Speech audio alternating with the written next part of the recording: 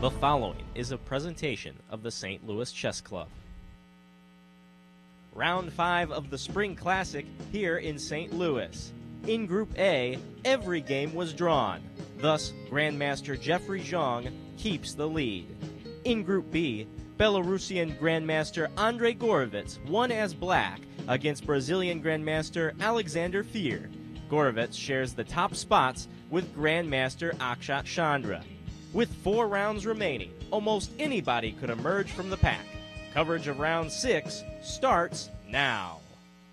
With over $30,000 and pride on the line, 20 international chess professionals converge in St. Louis for the winter wonderland known as the 2018 Spring Chess Classic.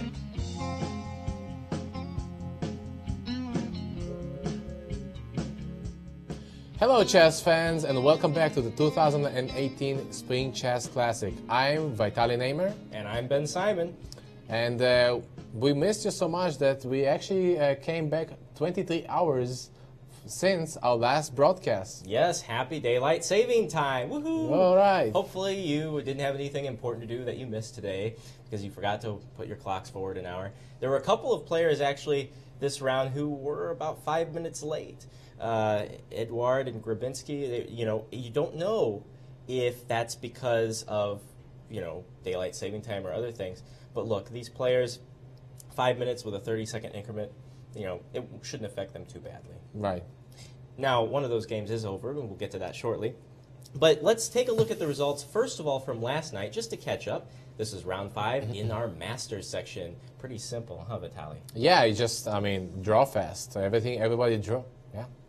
Pretty simple. And the standings, nothing changes. All draws across the board with Jeffrey Zhang still in that top spot. It's going to be tough to take him down. Yeah. And as far as our challengers section, Group B, the results from last night.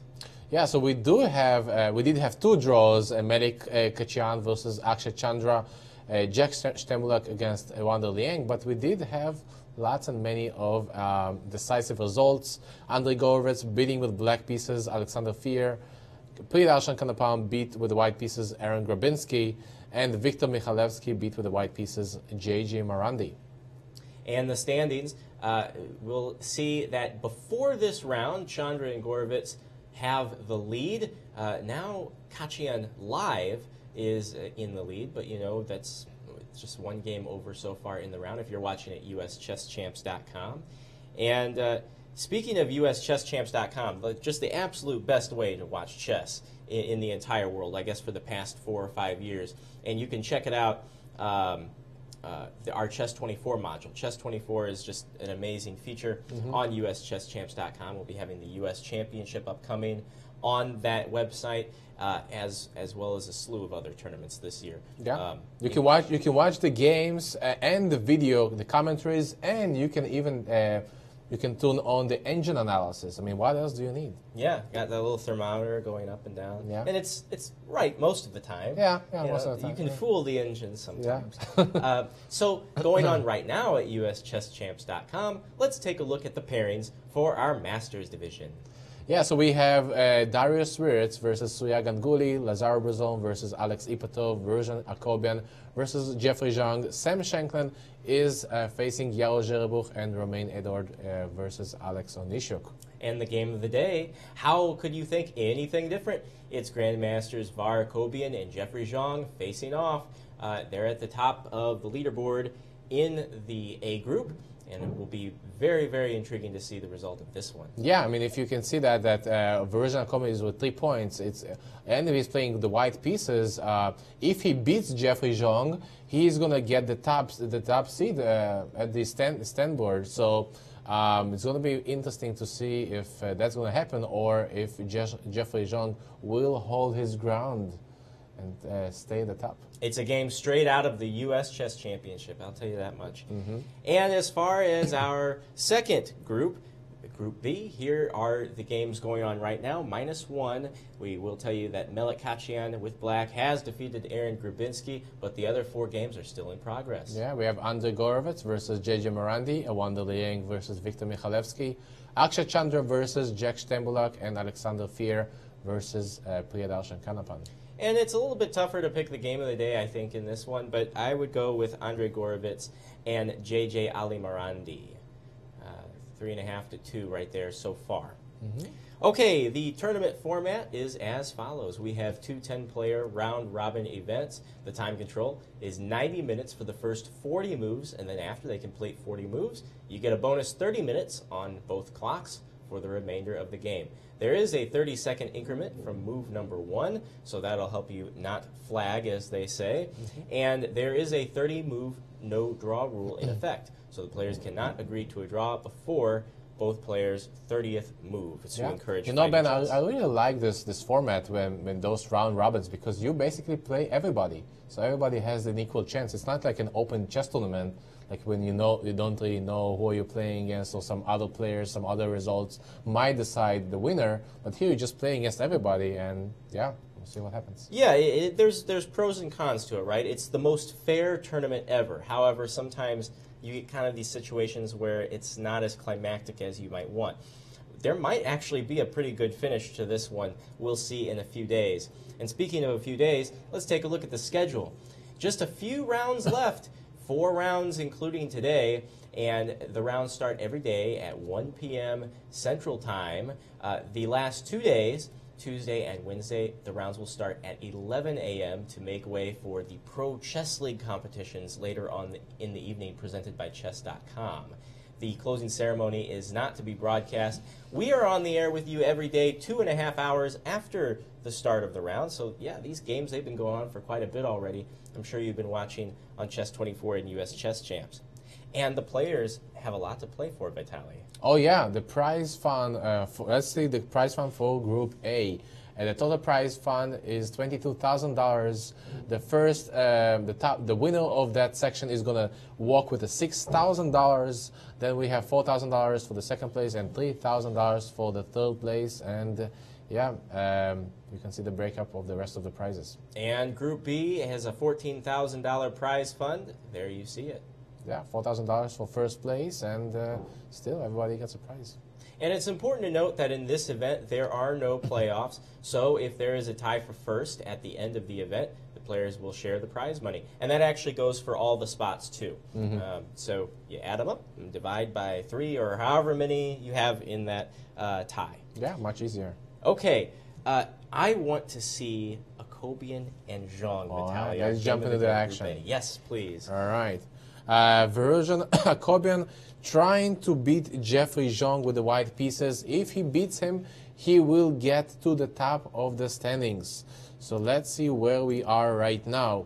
So let's look at this position real quick. It looks like we have a material equality.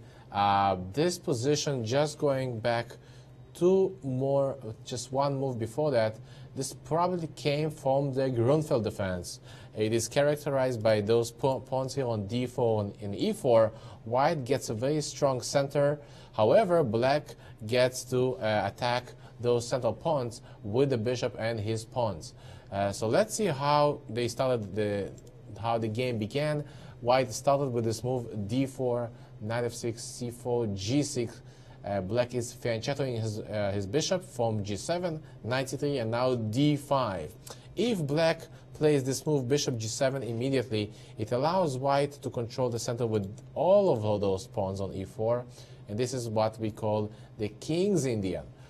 In this case, really white has a very major grip over the center, so this is why black is making this move d5 to get some handle, but white takes on e4, and white takes and plays e4, a few exchanges, and now bishop to a3, a very interesting move. I'm not a Grunfeld player myself, but maybe this is some kind of a novelty. I haven't seen this move before. I know that the main line goes knight f3 and black plays c5, so it's an interesting idea by Verusian to play bishop to a3, basically probably preventing this move pawn to c5. Knight to d7 was played. Again, black will need to try somehow to undermine white's center.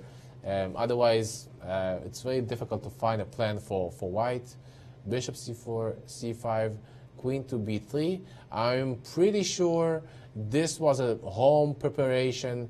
They blitzed out the moves. I mean, playing such moves like bishop a3, bishop c4, queen to b3. It was probably a home preparation.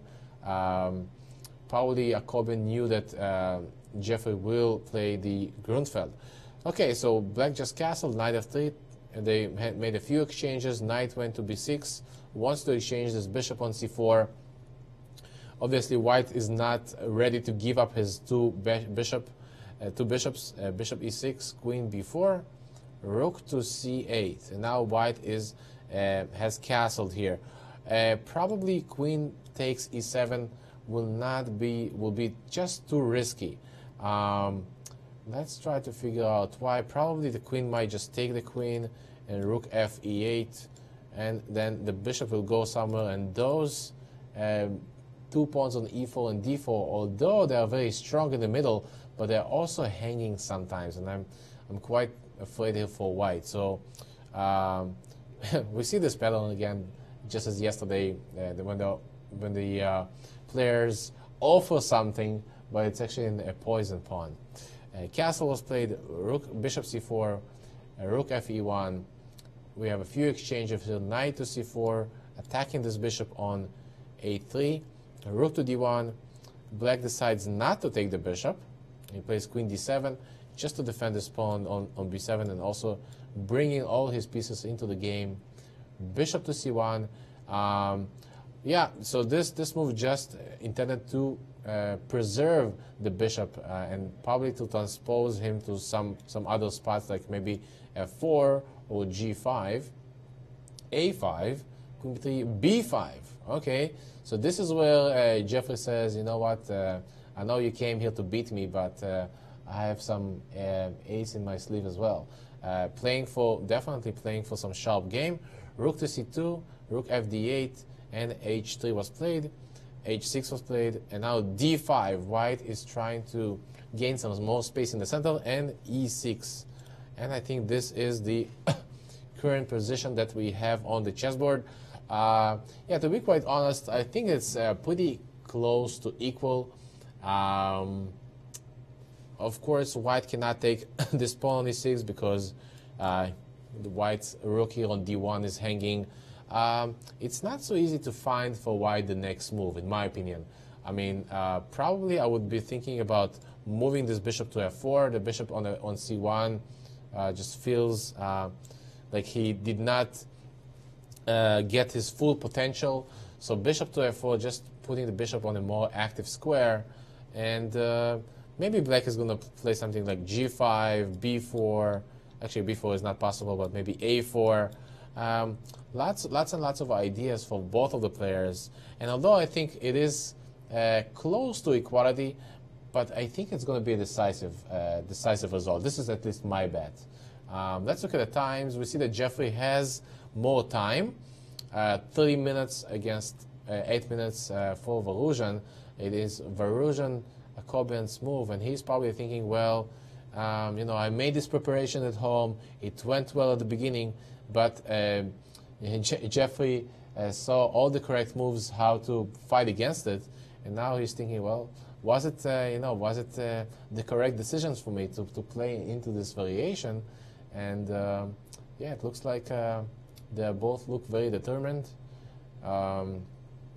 You know, this is the 4th time that they've played a classical game, classical rated game. They drew a couple times in the U.S. Championship, but the last time, I think it was the last time, that Var and Jeffrey met, it was actually at last year's Spring Classic, the tournament that Var actually won. He is the defending Group A champion. And Var defeated Jeffrey as black. Oh, okay. So Jeffrey is still winless over the U.S. Championship runner-up Var Cobian. That should be an intriguing game here. Definitely. And also, I saw a flash across the screen there while you were switching games. Sam Shanklin and Jarl Zherbuk have drawn their game. Yeah, so this is the final position in the game. We have a rook endgame. Probably white would just take this pawn on a4. Black would take this pawn on b2. And then we're going to come here for this pawn on g5. And it looks pretty much like a draw. Although black can keep his pawn, for example, something like rook a5, king f6. But yeah, we know that usually in grandmaster games, such endgames will end in a draw. I mean, Yaro can still play this out, but especially the fact that those two pawns are not connected, they're just isolated pawns, it's going to be very, very difficult for black to win this. So they just agreed to save their time and effort, probably prepare for the next game. Vitaly, I would like to visit our Group B friends, our game of the day over there between Andrei Gorovets and Ali Marandi. Okay, the game of the day in Group B. Yeah, so far it looks like we have more decisive games in Group B, so let's see. Definitely this is what I'm speaking about. We have much more material. Well, we have just some imbalance in the pawn structure. It looks like white has some edge just because of this pawn on c6. Definitely a major threat to black's pieces. Pawn will be pushed at some point to c8. Right now, it is white to move. First of all, we immediately see this move knight c7, trying to fork the queen, the rook, and the bishop at the same time. However, luckily for black, he has this intermediate move. We call it intermediate move, in between moves, a check. Queen to b6 probably check, and then if the king moves probably to h1, well, now the rook can swing to c8. This is pretty interesting moment, because suddenly black is the one who gets to attack this pawn on c6 and attack the knight. So if the knight, let's say, takes this bishop on e6, I wonder if we can take this pawn on c6 first. Might be a bit dangerous because of bishop to c5. He can also take just the knight on e6, and white will have to figure out what do I do with this pawn on c6. I cannot push this pawn to c7 because I'm hanging my bishop on d6. So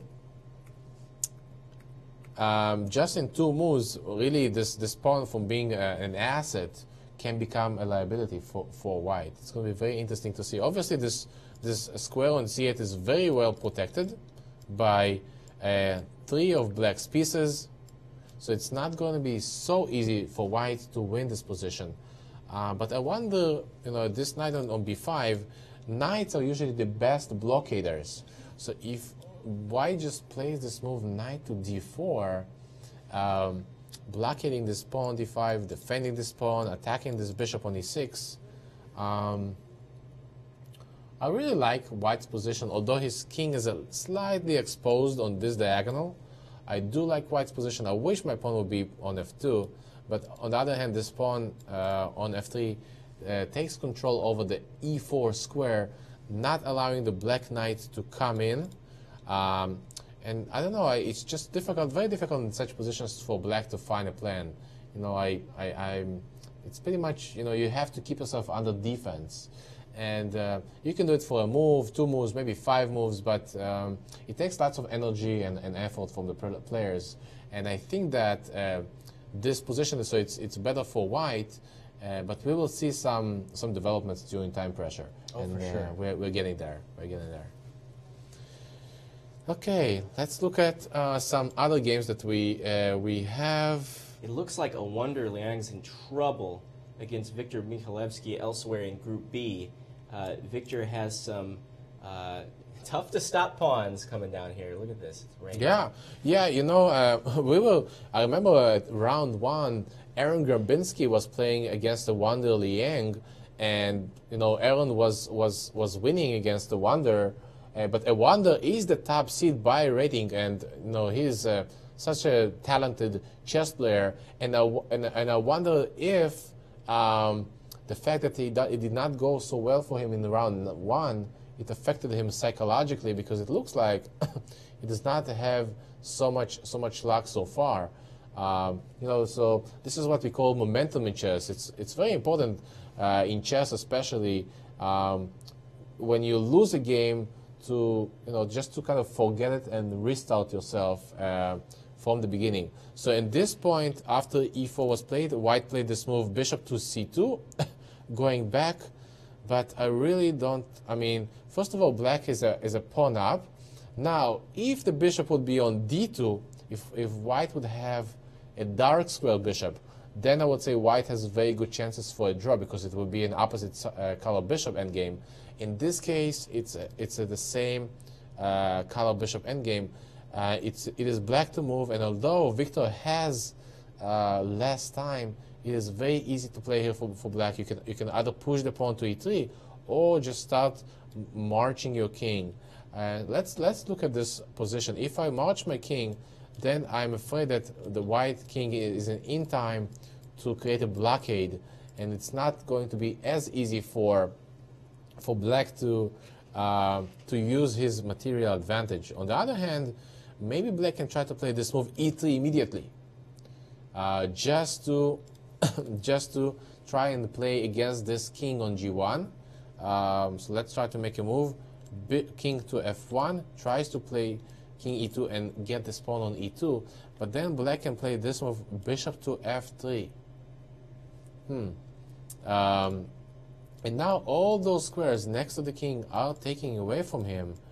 And to be honest, I don't see a way for white just any kind of way to save this. I mean, how do I save my position? I see that Victor just stood up, which means that he probably made a move. And let's see what move did he make.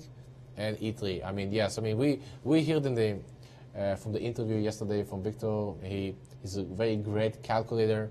I mean, he's calculating so well. Yeah, so e3, you know, he made this move just within 2 minutes.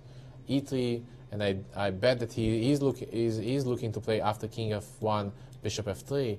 And what do we do with this king? It's so passive. The black's plan is pretty simple: march the king. So, you know, I predict that we will see this march of the king over using another pawn. Black will probably create another pass pawn over this side, and although white has some advantage on the king side with the h and g pawns, I don't feel like they are going to be in any danger to black. So I think that this will be a decisive game where Victor will probably beat a wonder. Do you think that a wonder is going to try to play this out? Probably. I mean, it's not finished yet. Let's see, we are on move number 36. Probably, yeah. Probably he will try to do something. Maybe bishop d3, king f6. Let's try to exchange the bishops. Because if black exchanges the bishops, now white will take this pawn on d3. So he might go for this variation. But again, black does not have to exchange the bishops. I can keep the bishops. Maybe bishop d5, bishop d3, king e5, king e2, and now king d4. So the king comes to d4, and then he's going to push c4, c3, and in that case, probably black can already exchange the bishops at some point. Even bishop f3 is coming with some sacrifices. I think we're going to see at least 5 more moves in this game, but if things going to go as we predicted, I don't think that the wonder is going to try to save this pretty ugly position. Yeah, just going to be too painful. I don't see any chances for him. What about Victor Mihalchiuc? Assuming he wins this, he's going to be in the lead. And a wonder is going to be staring at -2 with 4 draws. Still winless in this event. A wonder won last year's Spring Classic Group B section, but that may as well be ancient history if you look at this one right here. Not his best performance. Yeah, I'm going to have a change of champions. Yes, in Group B, for what it's worth, right? We'll remember Group A. I got a spreadsheet. I got all the winners. Don't worry, guys. I got you covered. Okay, let's look at some other games. We have lots of action going on. We know that we did have a game finished. Melik Kachian who beat Aaron Grabinski. Yeah, unfortunately, it looks like Aaron is not having the best chess tournament in his life. He did. Well, it's a very tough field for him also. I mean, yes. He is the bottom seed, a replacement for Grandmaster James Tarjan. He accepted on a couple days' notice. So we give him all the credit in the world, but it is very tough being the bottom seed here. But everything to gain, though. Yeah. So Aaron started with this fianchetting his bishop, and then c4. We have it's kind of transposing to the ready defense. He did get the center. Let's see what happened. Where did it go wrong?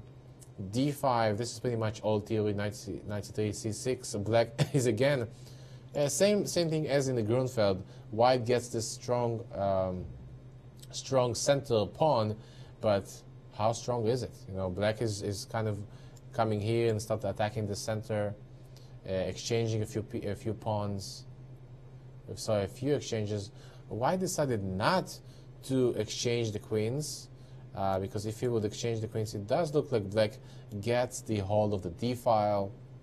So he played queen c2, queen e7, knight to d2. You know, I wonder if this would be the best chance for Aaron. Maybe somehow just exchange the queens and, you know, maybe try to play safer chess. Yeah, because at least that's how it works for me. Maybe if after a few losses, I would try to just stop the bleeding. Yeah, exactly. But no, I mean he's playing for always playing for a win, always playing for. Okay, and there it is. Mihalchiuc has defeated a wonder Liang. Yeah. Just saw the handshake there. Yeah, yeah. So yeah, so he didn't. So Wando decided even not to play even other moves. I mean, both of them are very experienced chess players. They understand the consequences of such an endgame. Yeah.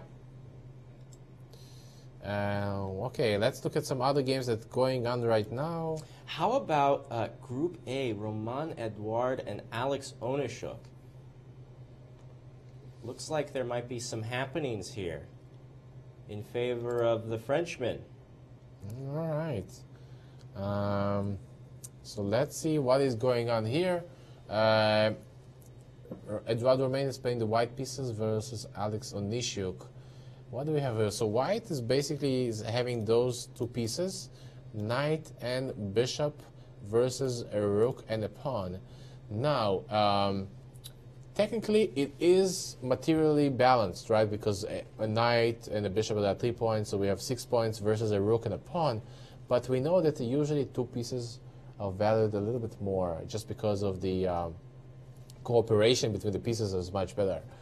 However, if the rook gets to be active, if black can play here rook d8 and activate the rook and try to get some activity, in some cases the rook and the pawn might get risky for white.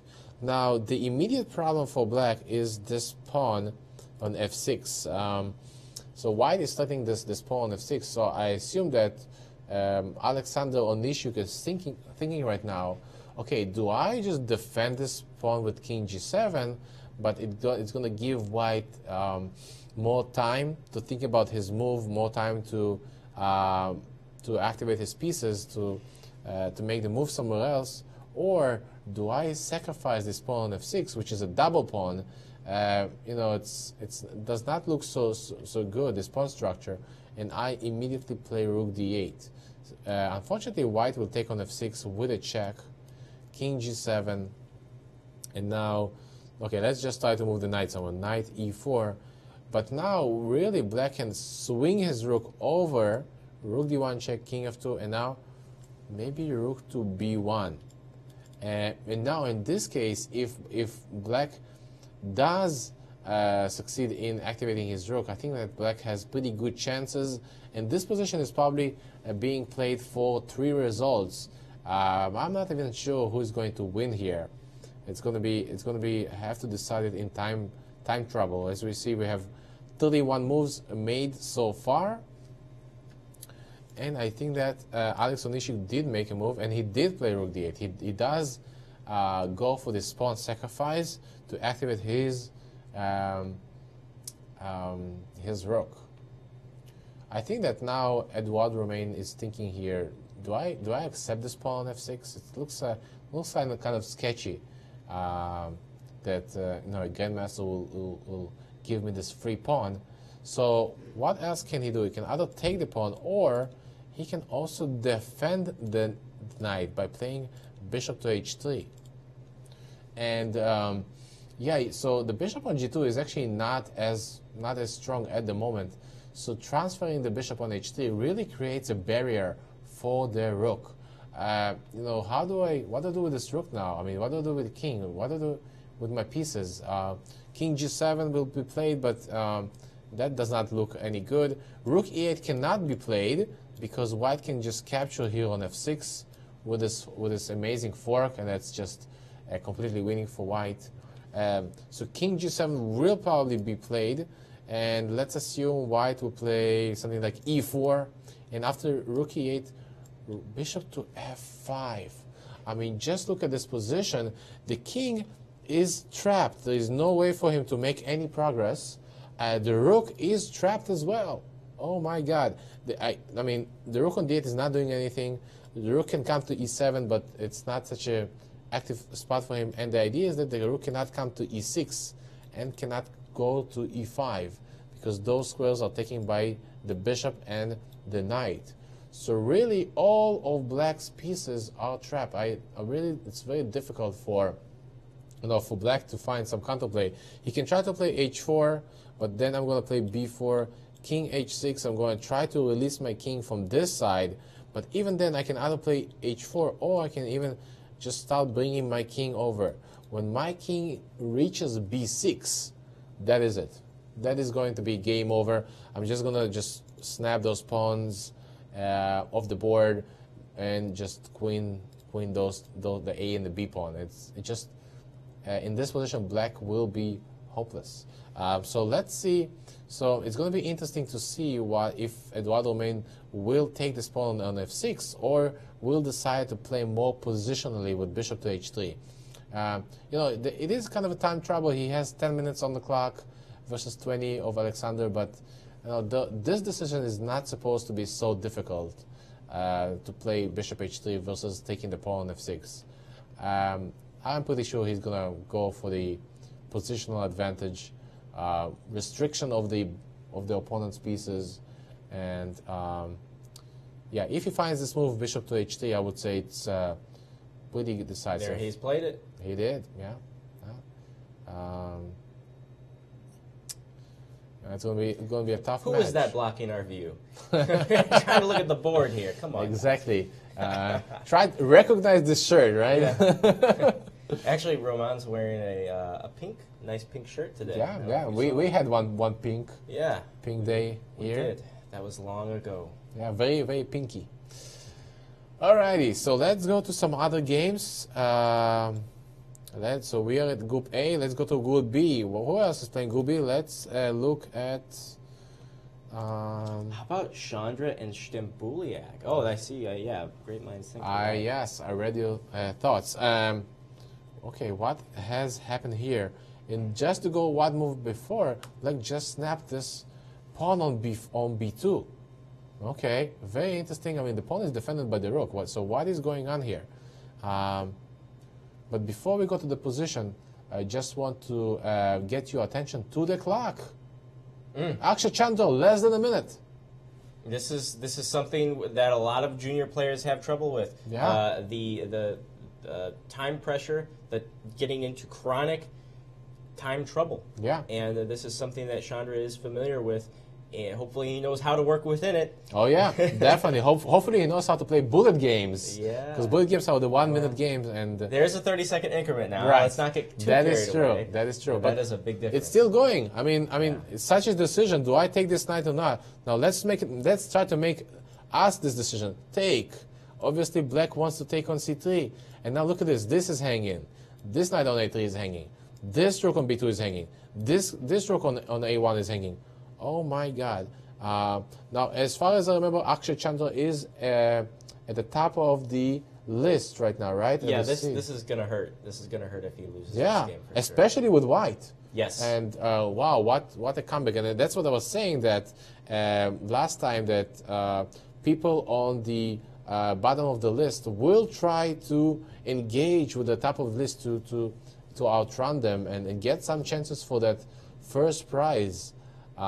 Because you know it's because eventually, if you win 5th place, I think, or 6th place or 10th place, there is almost no difference in the prize money. Yeah, I think it starts around 7th. Right, but yeah, so if you're on the bottom half of the standings, I mean, it's pretty much similar. Mm-hmm. So you really have to jump there. You have to sacrifice and really play some very tactical and sharp chess to try to get yourself on to the top.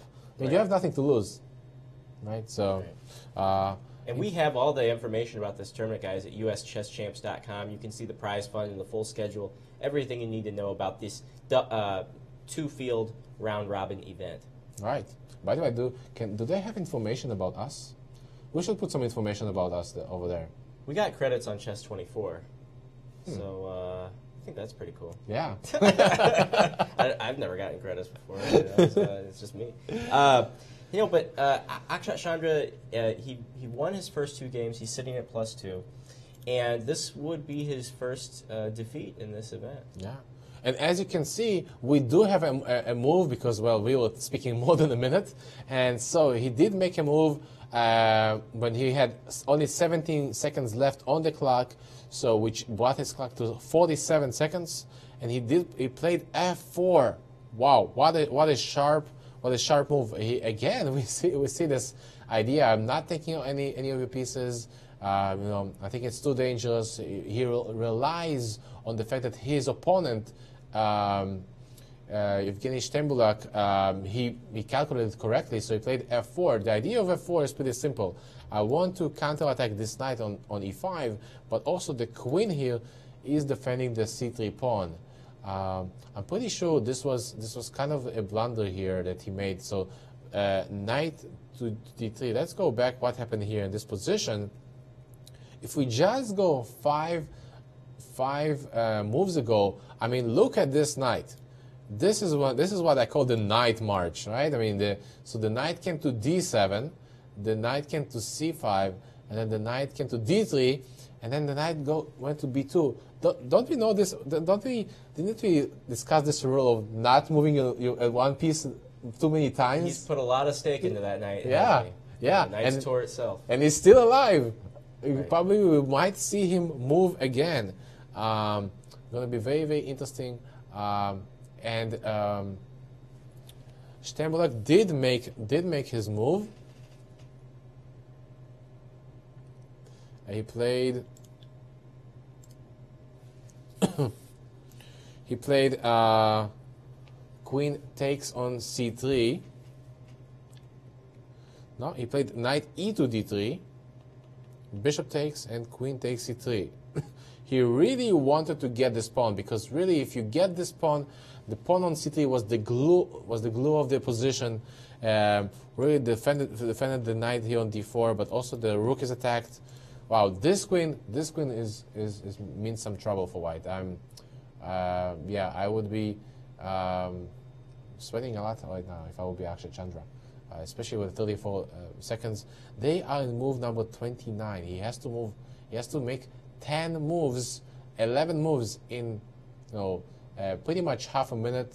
Pretty much, even if you give half a minute per move, you're gonna get how much is it? 6 minutes, or 5 minutes. Yeah, not so easy to make 10 moves in about 5 minutes. But this position is crumbling for Akshat. Exactly. So, I mean, time aside, that's just exacerbating the problem. Yeah.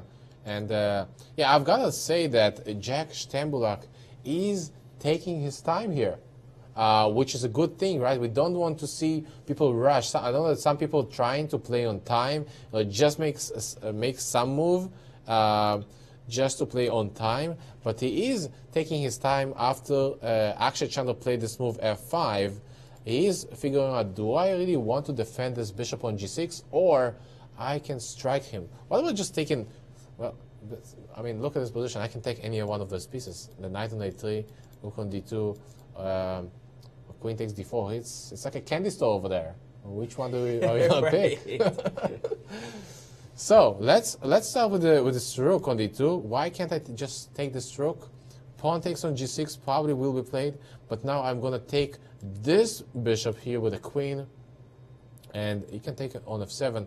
Rook takes f7, but now probably queen exchanges. If the queen, we're going to see queen exchanges. So we saw a huge amount of exchanges, but in the end, black will be left with the rook and 2 pawns. No, 4 and knight on a3. That's just dead lost. There's no way for white to make any chance, even not in time pressure. It's just black is winning. So yeah, what if black takes this knight with a check on d4? Let's try to move our king away, king h1, and actually let's do king h2 just in case I want. And now what can I do? Can I just take this bishop on d3? I can just take everything. I mean, I think that everything is just crumbling. Just everything just falls apart. The white's queen is aligned in front of our king, but remember that this rook on e7 just in case is here to protect the king.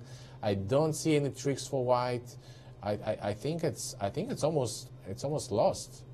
I mean, yeah, it's a shame, because just 5 moves ago, if we go back to this position, White played. Let's go here. I really like this position. I mean, actually, White's position is not so bad.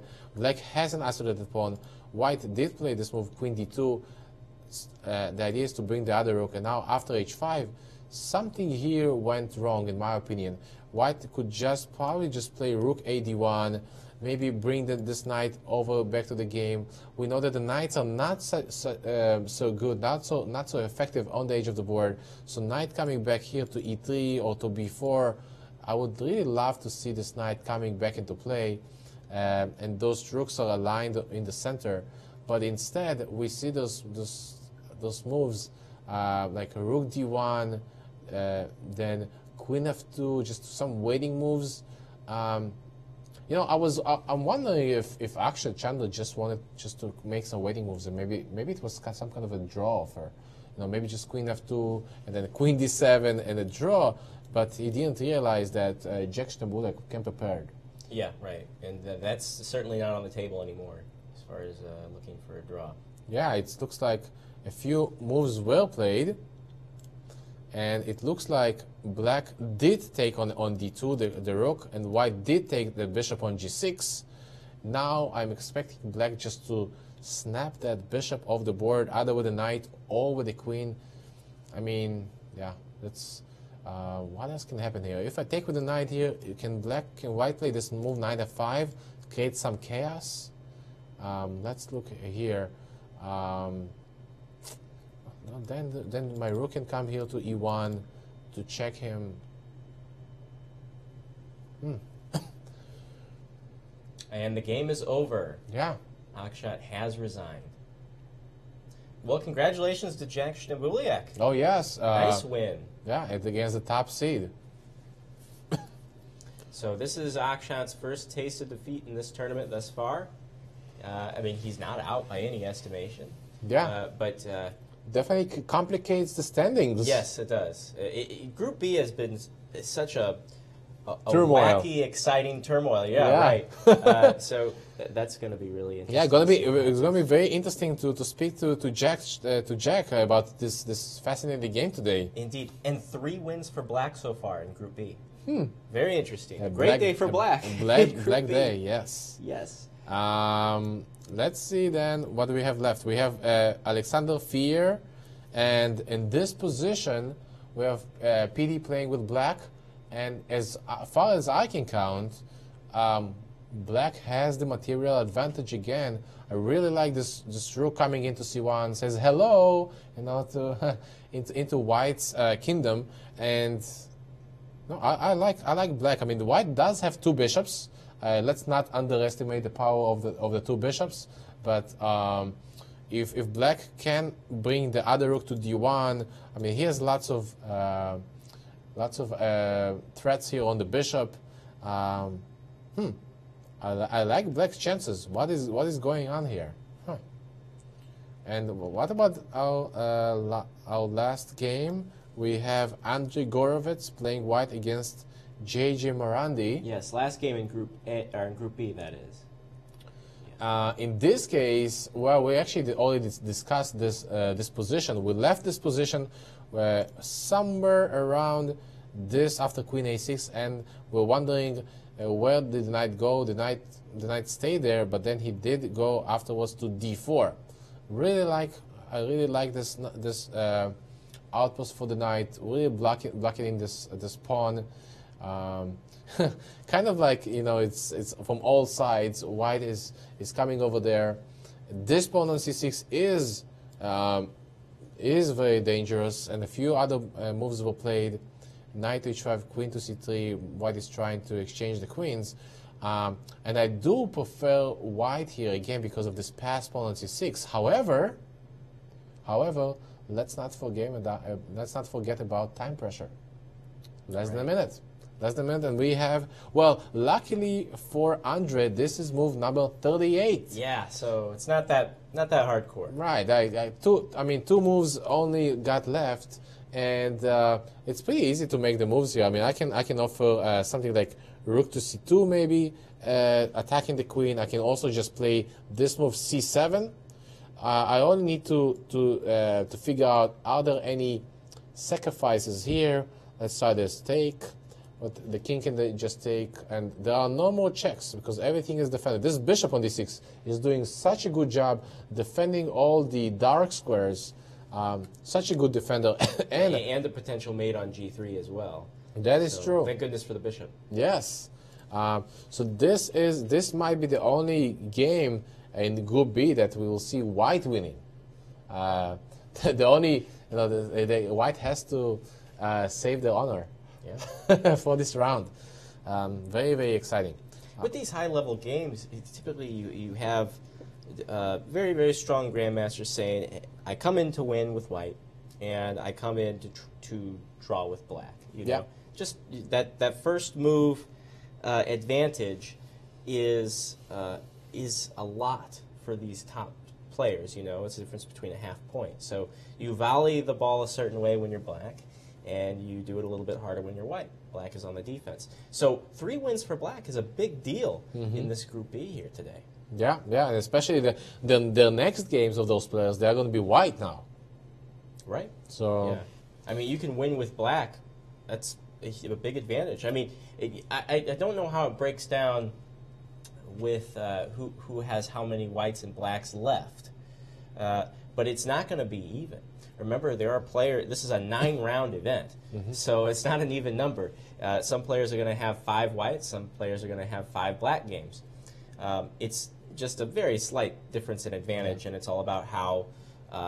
I believe it was a random seed drawing. Yeah. I was always wondering, how do you guys do it? Is it like in a lottery? You have like a bowl, like with the bowls, like you have to say a name. Okay, he gets number 1, somebody gets number 2. Well, actually, it depends on the tournament. So for this, it's like pretty low key, right? So we'll probably like, I don't know, draw names out of a hat, whatever Mike Kummer feels like doing, right? For the Sinkfield Cup and like the Rapid and Blitz, they'll have like, you know, Rolex watches or something of the like, and they'll have like numbers on the bottom, or Kasparov's new book, something like, you know, the players get to go away with a souvenir of types too, you know. So it's a nice little drawing, and basically all it is half the field has white more than black, and half the field has black more than white. So it's a minimum difference. It's got to happen though when there's an odd number of rounds. Yeah, definitely. I'm always like in tension before I play those tournaments, because I really want to get more white, and the ones who get the white are the players who get numbers 1 till 5. Typically, I think that's how it is. Yeah. Yeah, you get more white, and number 6 till 10 you get more black. So. Right. And like, that's all the seeding is, you know, because if you have a tournament like a knockout. Okay, if you are the top seed, where it should be done by rating, not by chance, but if you're the top seed, you're going to be playing the bottom seed typically in the first round. You know, that's a perk of being a top seed. In the round robin event, it's just, you know, you're in one half or the other half. It's just going to play against everybody. Right. Okay, let's jump to enough of Group B. We've seen enough of bloody results over there. I'm going to get a heart attack over here. So let's look at Group A. Group A, much more balanced games, right? Again, because of their rating differences are much smaller. Can we look at Cobian and Jeffrey Zhang? Oh, yeah, definitely. I think this is of the utmost importance right now. Our game of the day. Of course. Group A. All right, we have a few developments. Let's see where we got left here. I think this is pretty much the moment that we left the game. White played d5, tried to expand in the center, and e6. And I said that I don't like this bishop on c1 so much, so maybe I should just develop the bishop on f4. White played h4.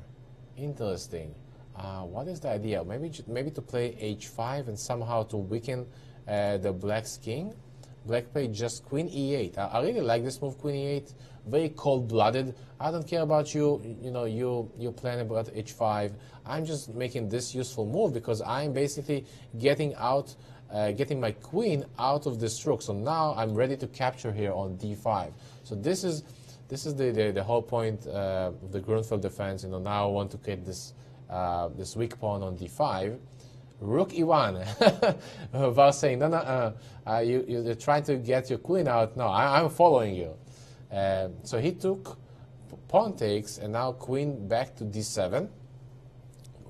Rook to d1. Again, this might be some kind of a draw offer, because if black plays queen e8, rook e1, we might see a repetition of moves. By the way, if we see a repetition of moves before move number 30, right?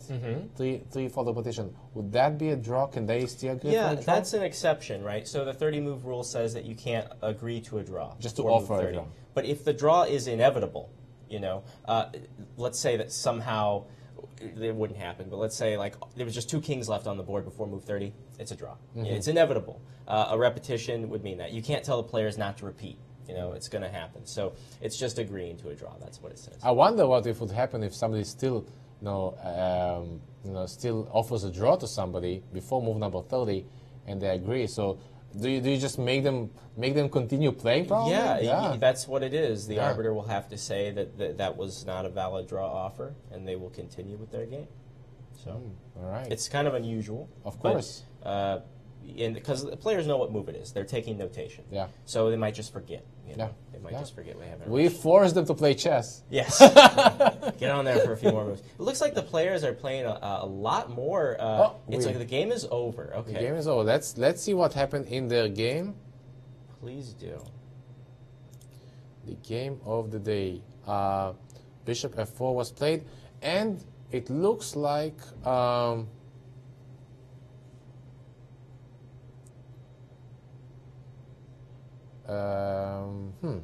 Interesting. I wonder what is the result, because Jeffrey Zhang has won. Jeffrey the game. did win. Okay, Yes. because I see that Bishop f4 was the last move, and I'm like, is that where your notation stops? Because I do have more moves here. Okay, let's see. Yeah, I need to refresh my board. Bishop f4. There we go. a2. Just one more move makes all the difference. I mean, very exciting position actually, because now if white can take this rook on b8, well, black takes this rook, but hey, I'm also promoting, by the way. So I get a queen. And what else can white do? If I move this rook somewhere, let's move it. Well, I cannot move it on the b file because again, black is going to get a queen. If I move it to, let's say, d1 or c1, well, now black is going to take on b7, and next move he is going to promote, and that makes Jeffrey Zhang still their leader with how many points? Yeah, he's pulling away. He has 4.5 out of 6 games right now. Oh my God, he's unstoppable. No, definitely +3 right now for Jeffrey Zhang, and this tournament is his now. He hasn't clinched it by any means, but if the other players, it's out of their hands. Yeah, he's got a. Who were the followers? So Cobian and Onischuk were the ones who could top seed, second and third seed. Yeah, right now the live standings have Jeffrey at the top, and then a 1.5 behind him, Onischuk, Shanklin, Cobian, and Zhang.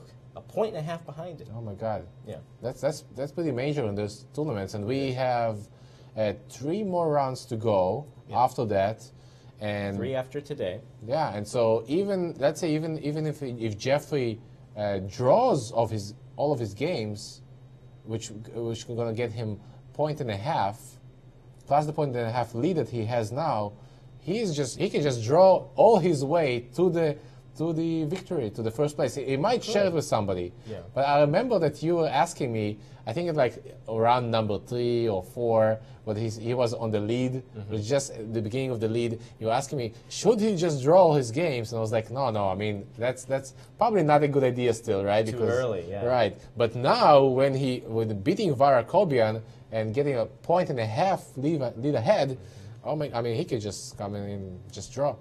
However, this is illegal. He has to play. Right. So it's good that we have this rule. You can aim for a draw. Yes, you can aim for a draw. So he might be playing just something more conservative.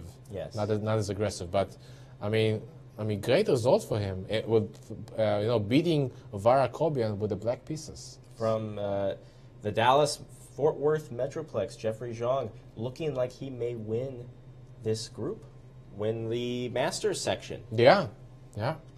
Great position. Okay, who do we have? Let's look at Alexander Onischuk against Edouard Romain. And we left it here after rook to d8, bishop h3 was played, king g7. This is exactly what we were discussing, bishop to h3, White decided not to take on this pawn f6. Kind of goes against all the principles that we learned. Usually we say just take, capture everything. But here we see that no, just stop. Some eating too much is not so good as well, right? So you have to pace yourself. So king g7, king f2 was played, h5. That's exactly what we said. Bishop f5, and probably he played the king is going there. Black is trying to create some counterplay for the rook, but White is played b4, almost exactly what we expected. And again, if White is going just to play something like king f4 or king g3 and then just snap this pawn on h3, I mean, this rook has nothing to do. This is just, yeah, I don't see how Alexander Onischuk is going to be saving this this game. And yeah, so Alexander Onischuk was one of the players who can still maybe somehow to get to Jeffrey, but if he loses, then let's see. So Edouard Romain has how many points right now? Roman is actually tied for last. He has 2 out of 5. Well, we say tied for last. I mean, there's a lot of players tied up right now. I mean, right. Gouvet is so close in skill level. So probably, if Jeffrey is watching this game right now, I mean, he is definitely rooting for Edouard Romain. Right. Because he doesn't want any competition from the other seeds that next to him. Yeah. And, well, okay, well. Well, so today we're going to see potentially both Cobian and Onischuk be kind of cut down from the lead. Yeah, very surprising game. Very surprising results today. I got to say, I like to make my predictions sometimes by the weather. Have you noticed today? I woke up in the morning. It was pretty nice, not so bad. And then just an hour later, storm, snow, rain. What is going on? I missed the rain. I mean, to me, it was just beginning to look a lot like Christmas. Yeah, I know, exactly. Just like all this snow. But, I've been teaching a few lectures here, so we have lots of chess lectures for beginners, for advanced chess players here at the St. Louis Chess Club. We had one at 1 p.m. and 2 p.m. And I was telling the staff, well, and yes, this is the famous kids classes that Ben Feingold has told all of you about, and the 1 p.m. class too. Exactly, favorite of everyone. Yeah, and so I was telling the staff, well, usually with bad weather, we're probably going to see much less students coming in. But no, my class, we had over 25 students in both of them. So they will trek out. In fact, sometimes I don't think there's a cause and effect here. I don't think there's a correlation, because sometimes with the nastiest weather, people will trek out from West County and far east, and they'll come here for these classes. You'll have 30 people in the room. It's crazy. Yeah, people. I was discussing with some of the students there. I was actually driving here for an hour just to get to those classes. And I mean, the good thing about those classes is that even after the classes finish, you can just go over there and just play chess. We have lots of chess tables, lots of players. Very interesting. They can the players, spectators are allowed to go in that playing area. Obviously, they have to be very quiet. And no cell phones. No cell phones, right? We don't have metal detectors for this tournament, but they do have to submit their cell phones. I will have to correct you there, Vitaly. Actually, we don't see at the beginning of the round, 1 p.m. every day, Mike Kummer with his wand. He has a little the detector wand, so that's actually pretty entertaining sometimes. Yeah, but he's doing it for the players in the beginning. Right. And then the spectators can. Yeah, I remember that he was one. You cannot start your game unless you are wanded. Yes. The junior championship, by the way, is always like really entertaining, because all the kids that come in, you never know what they're going to have in their pocket. There's like 5 packs of gum or like little trinkets and stuff. Like here, it's not as exciting. The junior championship, we should make a segment. It's like, what's in the pocket? You know, the metal detector. It's pretty crazy. Yeah, I wonder if soon we're going to see one of those X-ray machines like in the airport. They just they're going to just swing around you. It sounds expensive. I know. Yeah, but I mean, to be honest, when you have those big chess tournaments, especially like World Championships, Kennedy Tournament, like Sinquefield Cup, I mean, you have, hundreds of thousands of dollars on the line, and every move can make an impact. So we take those measures, anti-cheating measures, pretty seriously. Right. And if you haven't been by the St. Louis Chess Club, we certainly encourage you to come on by.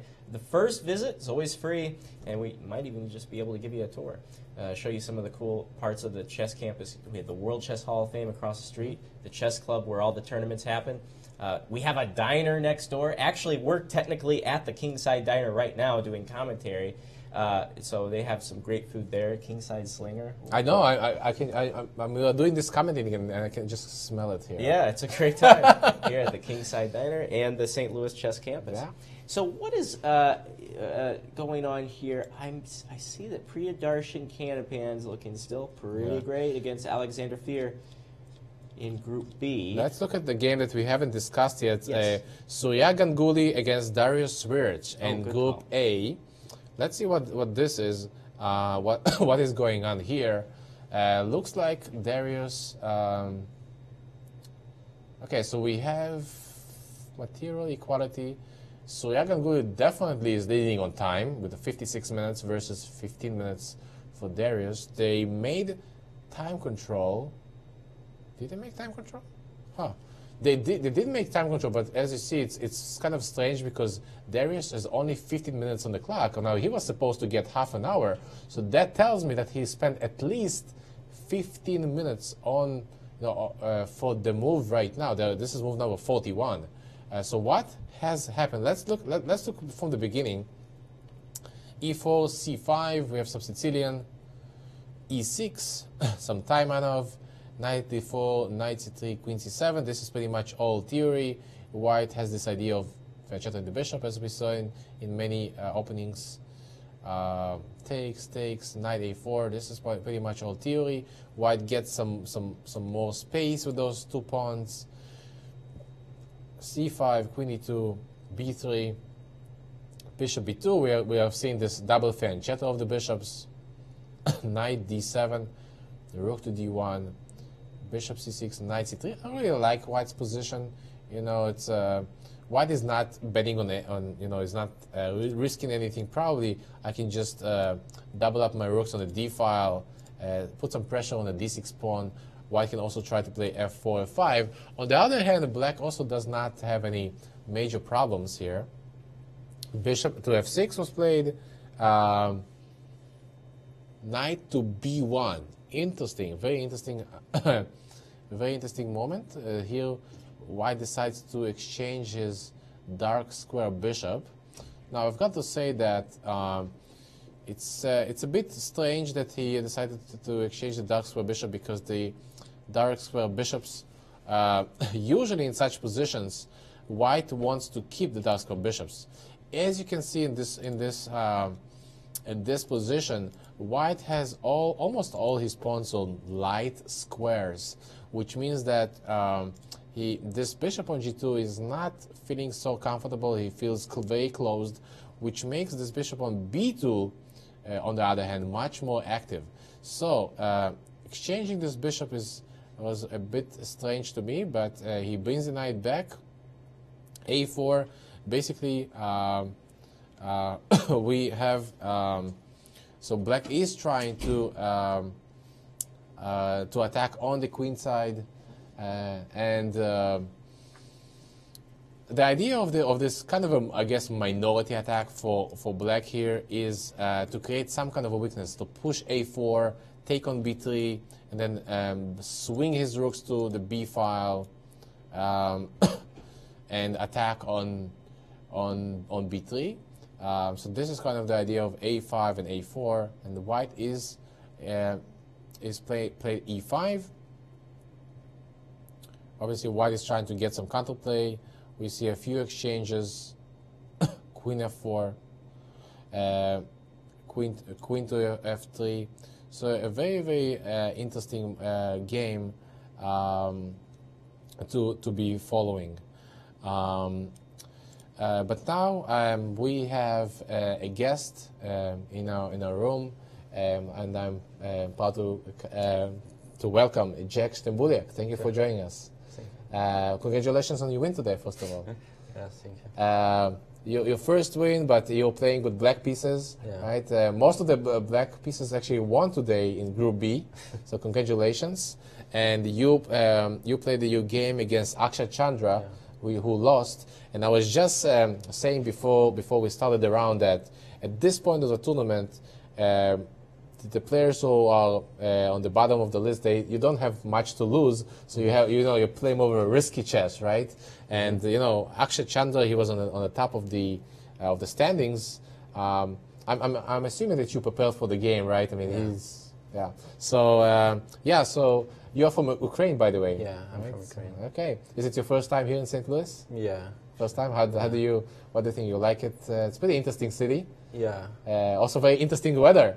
We were not expecting that weather, but luckily for you, you live at the hotel here, right? Just at the house, just next to the chess club, which is very, very convenient, right? Yeah. We have the Hall of Fame, we have a Starbucks to keep your caffeine going, right? So welcome to St. Louis. Thank you. So let's jump into your game today. So you're playing the black pieces, and you're expecting him to play e4, or? Yeah, kind of. But he plays e4, but sometimes he plays d4, so I wasn't so sure. Yeah, to confuse us. Yeah. So you prepared to both of them. You played e6, and we get to the French defense, knight to d2. Yeah, it was kind of expected. c5, just pretty much the main line. Knight gf3, knight c6, takes, bishop e5, pretty much theory as far as I remember. He can also take on c5 first, but just a transposition of moves. And now, queen e7. This was definitely a home preparation. Yeah. But I guess he didn't know this move. Surprise. Yeah. Did he think about here in this moment a lot? Yeah, maybe like 15 minutes. Got him into time pressure. Maybe. By the way, maybe this move what got you the point. I mean, you're not winning, but because of this, the stress, and you come here and suddenly the opponent surprises you. You waste a lot of time. So good. Yeah, but anyways, the position is not so complicated. Right. So. So let's see. So queen e2 check, bishop to e2. Yeah, it's the main line. Yeah, so he doesn't want to exchange queens, otherwise it's going to be pretty drawish. Take on c5. Yeah, d takes c5 is already not the best move. I mean, just short castles and rook e1 is more ambitious. Right, and then you have to figure out, well, what am I doing with my queen on e7? So him taking on c5 kind of helped you. Okay. Well, always nice when the opponent helps us. Queen takes on c5, castle now. Bishop e7, just regular development was played. Knight b3, queen d6, bishop g5. This is all pretty standard. c3, so basically white's plan is probably to blockade this pawn on d5, but on the other hand, you have the pawn on d5 more space. And I have my bishop on f5. That's already good for me. Right. So rook fe8, and I assume that you've played those positions many times before with black, so you kind of knew where to put the pieces in. Pretty simple, right? Yeah, the position is pretty simple. Yeah. Bishop g6, pretty simple until it's not. Let's see. So bishop knight e4 was played here. So basically, you offer him to exchange the bishops. Okay. But my knight on e4 is so strong. And he played f3. I don't know. I'm not sure about this move because it weakens the king position. Right. So. Yeah, but I assume maybe he was he afraid that he's going you're going to take on f2. Like let's say I make a random move, rook c1. Can you maybe take here? Or is that too much? Maybe rook e8 first, and then maybe knight takes f2. But I'm not sure. But it does look a little bit scary for him. So yeah, f3, maybe bishop f3 or something would be. Yeah, bishop f3 maybe was better. So f3, knight going back to f6, bishop f1, knight e5, knight b5, This knight coming to d4. Yeah, I'm not sure it's this transposition of the knight to d5 was so good. He just lost a couple of tempos. Yeah. Maybe knight b5 was already a mistake. Yeah. Because after queen d7, I don't know, maybe knight b d4, knight Going 3, back. knight 3 d4 is a good move. I'm not Yeah. sure. If just a curious question, if he will play knight b4, would you play queen d6? No, of course No. not. All right, good job. That's the spirit, you know. We were just discussing in this tournament, you know, you have those rules. You cannot agree for a Yeah. draw before 30 moves. You know, you come here, you fly all the way from Ukraine, right? I Yeah. mean, a few hours. I mean, so you want to see some action, right? So good job. Knight 3 to d4 was played. a6. Now you kicked his knight on a3. Yeah, this knight just can't find a place for himself. Rook a8. So now I really like black's position more and more. Queen d2, h5, and here is what I saw. So I was analyzing the game and I said, okay, here's something went wrong. Like probably he had just to play rook d1, maybe knight c2, maybe bring the knight somehow to b4 or e3. Yeah, but still, I guess. So black was is your idea already with better. was your idea with h5 was maybe to push h3 or something? Yeah, to push h3 at some point, and I wanted to make a luft for my king. For the window for the king. Okay, makes sense. Yeah, because already rook e to d1 looks a bit sketchy. Yeah, I didn't expect this move. Yeah, I think probably he was already afraid of this battery of rooks. But I think maybe if he will play rook a d1, then bring Knight in c2, yeah. But still, it's not so easy to play with white, especially under time pressure. right. So good, rook e to d1, queen to c7, queen to f2, and in this moment we begin the march of the knight. Yeah, but after knight d7, he had to play knight c2, of course. And then I can't play knight c5 because of knight b4. And d5 is hanging. Yeah. That's why I thought that after knight c2, maybe knight b6. Yeah, and then put my knight to c4 at some point. Yeah. So the major problem was this knight. Yeah. He just left it there. Yeah, and then I'm starting knight c5, knight d3, so I guess it was the only option. Yeah, it's strange because he played this move Yeah, h3. I didn't expect and it. yeah, I guess he wanted to play f4, but after knight c5, my knight is coming to d3. right. And knight to d3. So we have 1, 2, 3 moves, 4 moves. I was just telling our viewers at home that usually you don't want to move the same piece twice, especially in the opening. But here, I mean, you see this knight coming from f6 to such a aggressive square on d3. I mean, it looks just beautiful over there. Yeah, but my knight on f6 was kind of bad. Right, because of that move f3. Yeah, because of the restrained f6 him. pawn. Yeah.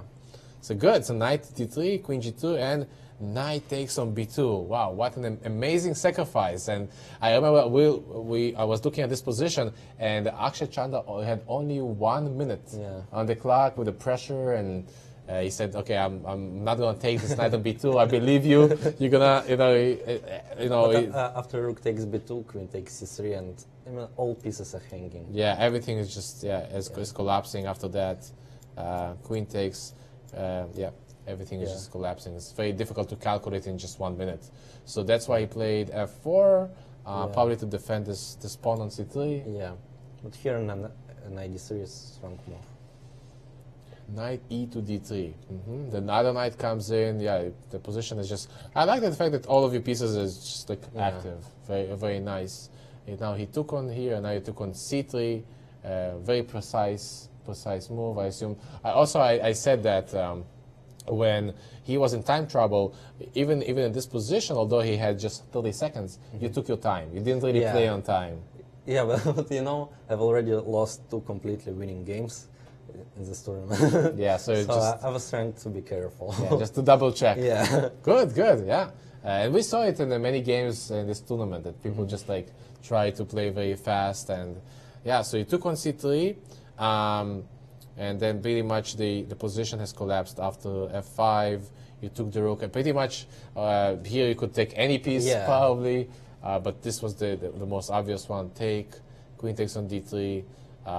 Yeah, I was thinking also, I mean, you could take also with the knight, but here you just, if you take with the knight, maybe he has some chances, knight f5. Yeah, I didn't want to calculate this stuff. Yeah, so after queen d3, you just transposed to some, maybe some kind of endgame, and obviously, you know, you guys know that, you know, there's no way for him to save the game. All right, well, good job, congratulations. Who do you play next? Do you know? I guess Aaron Grembinsky, but I'm not sure. Okay, that's it doesn't matter who I'm gonna play next. I'm just gonna play my best. At this moment. So good luck. And what do you usually do when after the game? Do you go some? I don't know. Do you guys have any gym or do some fitness exercise? No, I'm just walking. You have a pretty nice park in St. Louis. Yeah, Forest Park. Yeah, and museums, cafes, restaurants. Great. So thank you for joining us today. Good luck in the rest of your tournament. And we are going to go into a quick commercial break. So stay with us. We're going to come back. Thank you.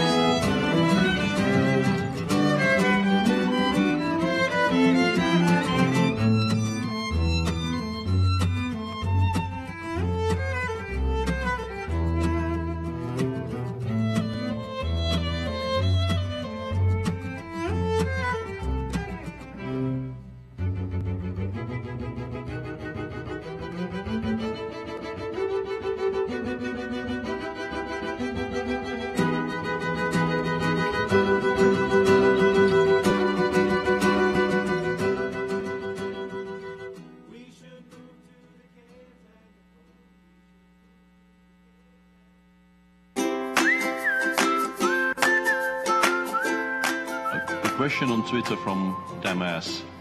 I should not have pronounced that. That was a bit of a trap, yeah? For those of you who are new to chess, it might look like ba3 is an illegal move here, because white advances pawn 2 squares, not 1. But it's a little something we call en passant. And you can do that, but you have to do it instantly. You can't wait for a move, like let's say play king e7, king g2. But now try, because should I do it? I'm sorry. This is too funny for words. This is a software glitch? I'm pretty sure there's not a lot. Lawrence. Hello, Lawrence. Yeah, I'll play 4 against Lawrence. And now he's going to play something against me which we discussed at length during the course of my stay. Yeah, he told me this is excellent. d5, this was what I was kind of hoping for, because now I think e5 is quite strong. No, Lawrence, this is not how chess works. Sadly, it would be much, much more fun if chess actually worked like this. But I don't think it does. Or maybe it does. Well, that's me regretting what I just said. How did I get from there to here is a little bit beyond me. And what's worse, I will never hear the end of it.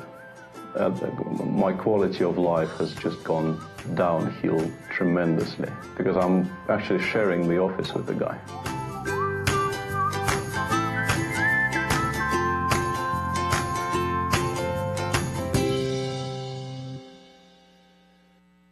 There's a weekend vacation, a one-tank trip in a nearby city you won't want to skip. St. Louis is the stop for non-stop fun. So much fun for your family, infinity plus a ton. There's museums full of art and super fun slides, upside-down concrete, twisty, turny rides, houses full of magic, some with butterflies, gardens growing flowers, parks with giant eyes. St. Louis is the stop for non-stop fun. So much fun for your family, infinity plus a ton.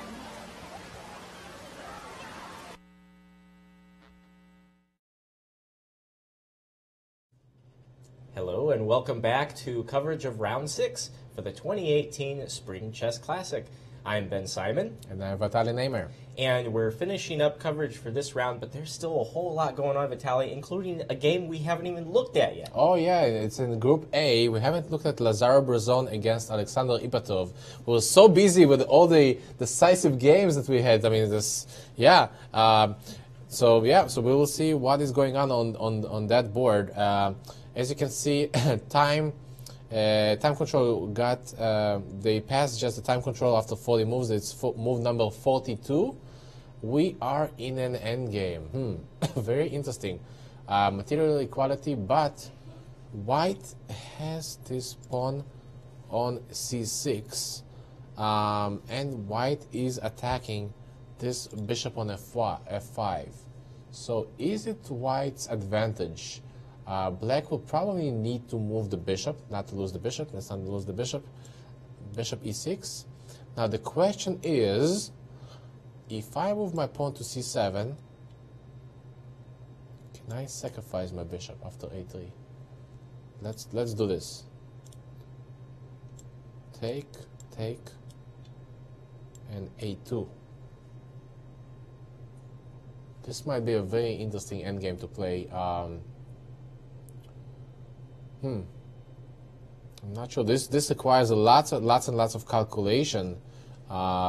Basically, black's idea is just to promote the queen. If I'm coming, let's say, queen c1, then black can play queen b1. And how are you going to deny me from getting a second queen? I do not see a way. Unless we have some checks. Let's try to create some checks before that. Queen f5 check. But the king can find some cover maybe on h6, or I can even play just g6. Let's try to just play g6. Queen h3 check. King g7.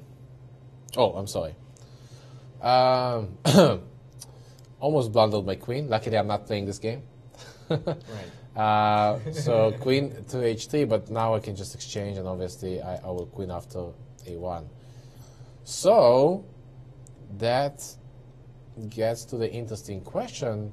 Can Brazon force a draw, like a repetition here? That is what I was trying to create. So after a2, I see only one check here on f5, but now black can just play g6, and well, in this case, white can play queen f6 and defend this a1 square.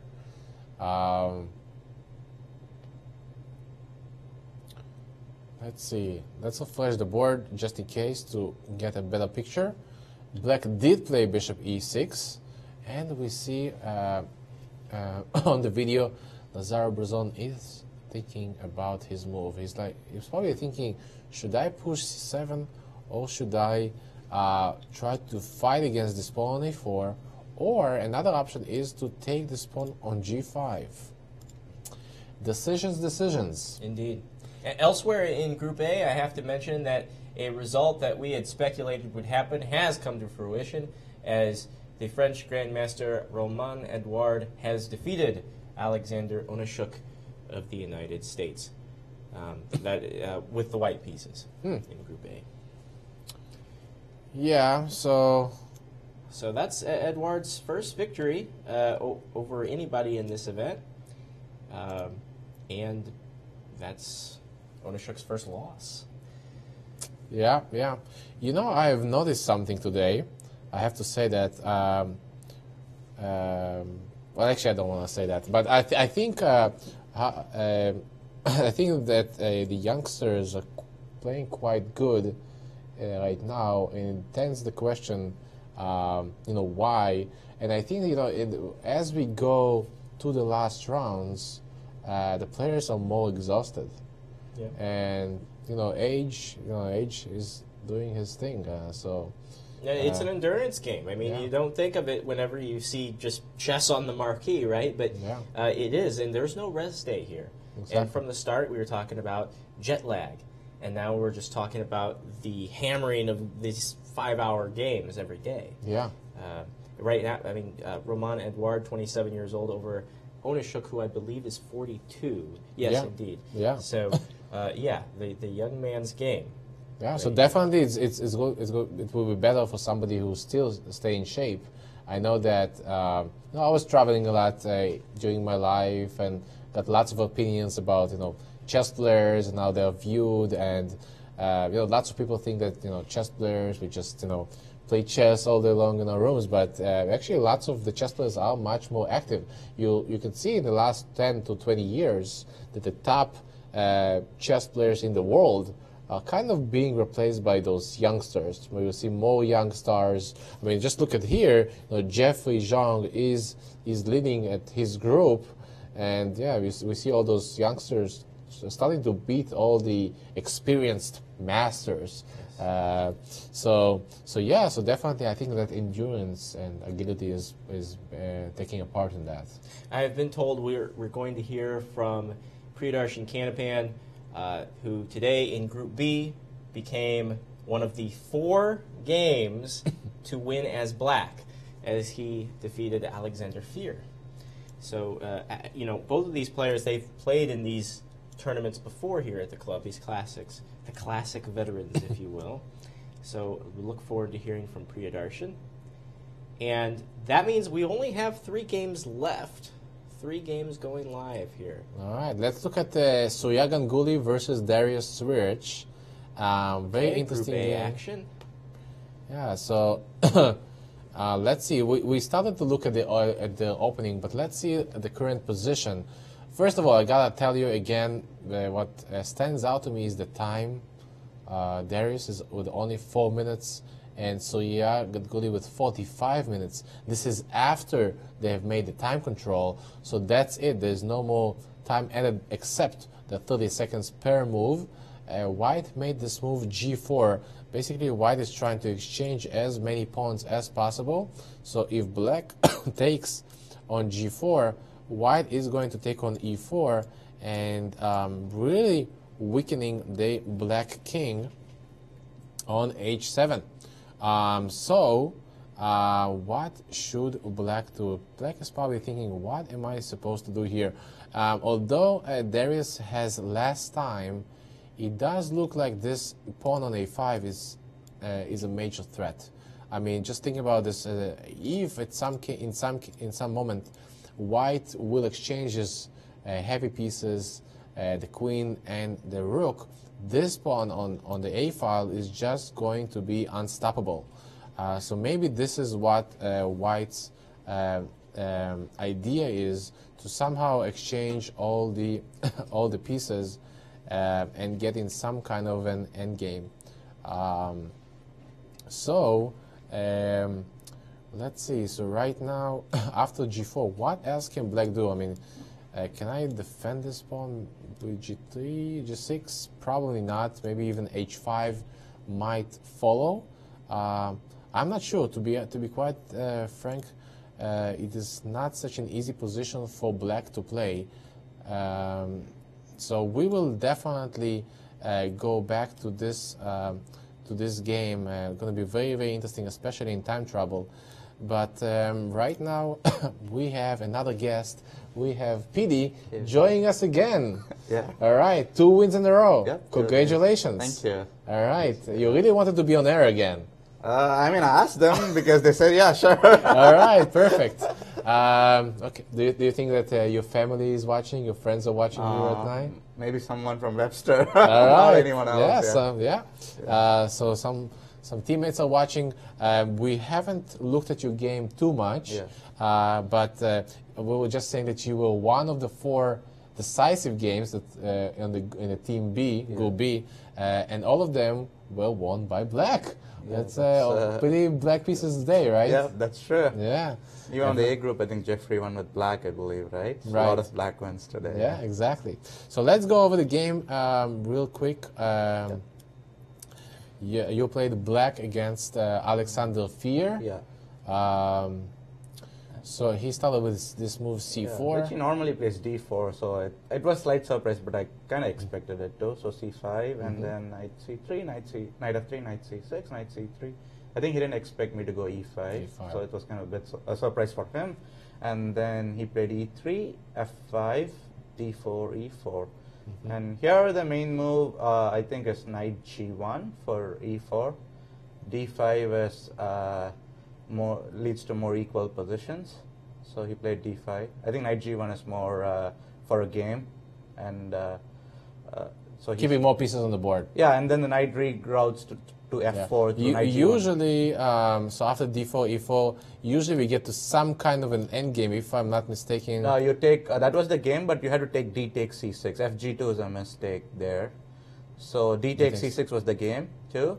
And there's a game, I think, Caruana versus Giri from Singapore Field Cup 2016, where they reached this endgame with queen d8, king d8, gf3, and Giri equalized easily with black in that game. So that's what I thought he would be. I mean, he didn't know, I guess, this theory because he started to think. And he went for queen takes f3, which I vaguely remember is not the best move. It's surprising that black's pawn structure is actually kind of weak, but black has a lot of play on the central squares, and so black has a pretty good position, especially white's queen on f3 is kind of misplaced. Right, yeah. And almost looks like you are the one who is holding the d file for right now. Yeah. And I really like your space advantage. This pawn on f5 is usually not so good, True. but in this case is like it doesn't allow white to do anything. So I think it's mainly thanks to the c6 pawn, or else the d5 would have created issues for the f5. You know, the weakness combined. Right. c6 and f5 worked out pretty well. Yeah. Nice. Knight f6. And here he went for this idea of long castling, which was sharp, but I don't think it was the best for white. I think he should have just tried to short castle and try to slowly develop, maybe bishop e2, short castle, and rook d1, things like that. Yeah, but he went for this idea of long castling, which I thought was, the attack was more free for me, like easier to play than his. Yeah. So bishop d2, bishop e7, and then long castle, short castle. Yeah, the problem is that although your queen is aligned in front of the rook, but even if he moves the bishop, well, where is he going to move the bishop to, right? E1, and we can just move our queen, so it's not so dangerous for us. And I don't want to move my queen also, because if I move my queen, his bishop gets to d3, and he attacks f5. That's why I kept my queen on d8, because I wanted him to waste the tempo if he wants to like go bishop d3. So let him go bishop e1 and then go bishop d3. Then he loses some coordination of his pieces. Yeah. Perfect. So castle. Yeah, and here he played queen h3 and then bishop e6 here, and queen e2. I realized he's going to go for an attack with g4, because if he goes g4 straight away without queen e2, then I think I'll just take fg4, queen e2. Then I had some, I don't know, queen. You cannot take here because of the bishop takes. g4. So he decided to go queen e2 first. And here, okay, here was a big choice for me. If I had two moves, a6 or queen e8, and I played a6 in the game. Queen e8 also looked pretty interesting, because I was trying to put my queen on f7 at some lines, attacking c4, sometimes going to g6 and, you know, defending my king side. But I realized, okay, it's going to be a race. Let me play a6 and go for the attack here. Good, yeah, nice. Yeah, and he went g4, b5, gf5, and here again I had a very tricky decision if I should take on c4 or f5. I think now that I played bishop c4, I think I feel bishop f5 should have been better, because bishop c4 was way more messier than I expected it to be. And if you take on f5, is it I think he's going to go queen f3 most probably. That's his plan, and then maybe go queen g2. But I have a lot of pieces to defend my king, and especially his bishop on d2 isn't coming into attack that easily. So I think I should be able to have a huge advantage in this position. On the other hand, when you take on c4, all of this those pawn chain is just coming over. Yeah, that's true. That's what I was hoping for, but surprisingly I missed a resource for white in this game. So he played queen f3, and here initially I thought of bishop f1, but the endgame wasn't good for me, because bishop f1, if he plays, it takes with rook h f1, b4, knight e2, queen d5, b4, knight e2, queen d5, cd5, knight f4. SS this position may be very slightly better for me, but not enough to, like, it's not easy for me to get the f5 pawn, because d5 is always hanging.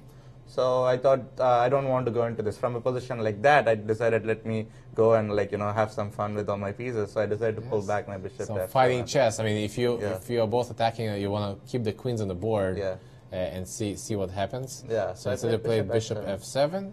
And then rook g1. Here I kind of miscalculated a bit. So he played queen g2, which I expected. And I played knight e8.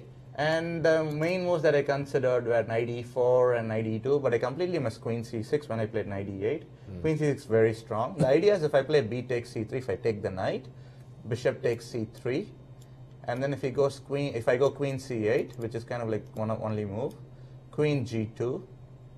Queen g2. G2, and then And there is no sacrifices on e8? No, nothing, right? No, there is, and queen g2, and if I play queen f5, he has bishop d3, and I'm just losing this position. Oh yeah, now it looks Just like bishop all of his d7. pieces are coming in. Yeah, a piece And- is not enough for me to do anything in this position. Yeah. Yeah. So, and then I went into like a deep think here, and my other line that I calculated was queen c8, but the issue with queen c8 is runs into knight d5. Oh, And nice then I'm like losing this line too, more or less, in most variations. Yeah, Now I'm everything. just getting a worse position. So I decided, okay, so no direct threats are working. So I decided, I found this nice move, rook a7. I was very happy about it. I just leave the knight, I leave my queen, everything, and I just move the rook.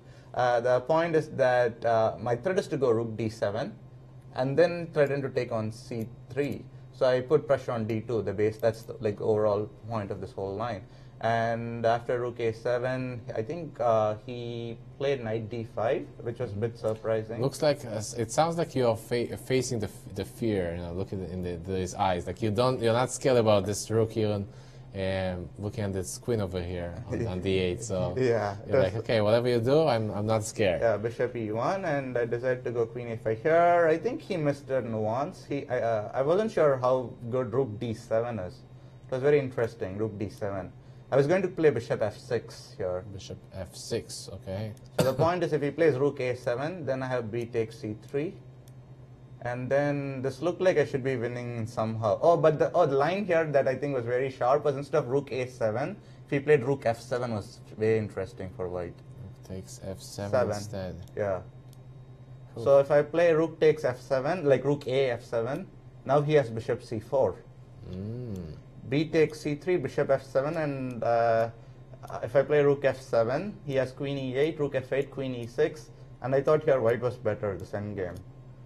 And I was like, okay, if he finds this, I have to go into this. I didn't have any much chances. But Yeah. but obviously I had to find rook d7 and follow it up with rook f7, which were two kind of not so natural Nice, moves, yeah. I thought. And he played knight d5, which was good enough, but not I think not that as strong as rook d7.